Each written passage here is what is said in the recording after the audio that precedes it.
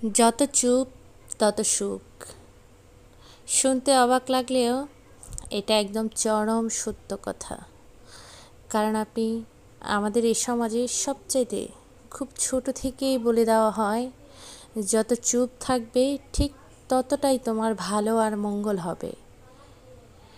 ঠিক কতটা চুপ থাকলে আপনি কতটা সুখে থাকবেন এটা সত্যি আমার জানা নেই। কতটা চুপ থাকলে কতটা সুখ পাওয়া যায় এটার উত্তর আমি আসলে জানি না। অনেক কষ্ট পাওয়া মানুষগুলোর নাকি শেষটা খুব সুন্দর হয়। অনেক পরিশ্রম করে আমি রান্নাটা করছি, খেতে কিন্তু ভীষণ মজা হয়েছিল, এটাই তার প্রমাণ। রান্নাটা করছিলাম একটা সবজি, মূলা দিয়ে শিম দিয়ে একটা সবজি রান্না করছি। এর মধ্যে দিয়েছিলাম চিংড়ি মাছ। মূলাটা সরাসরি দেওয়া যায় না, এটাকে একটু ভাপিয়ে নিতে হয়।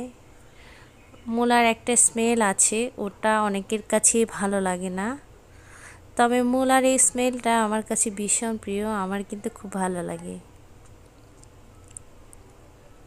তারপর দিয়েছিলাম একদম তাজা তাজা শিম।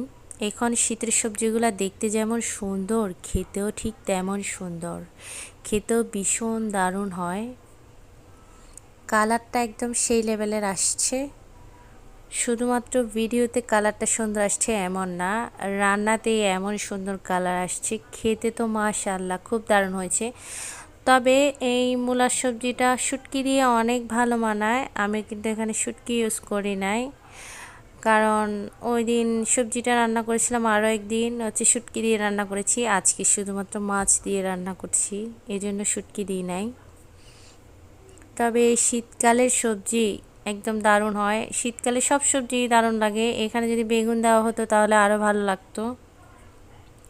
আমার রান্নাটা প্রায় কমপ্লিট হয়ে গেছে। আমি ধনেপাতা দিয়ে গ্যাসের আগুনটা একদম কমিয়ে একদম আমার রান্নাটা কমপ্লিট করে নিয়েছি।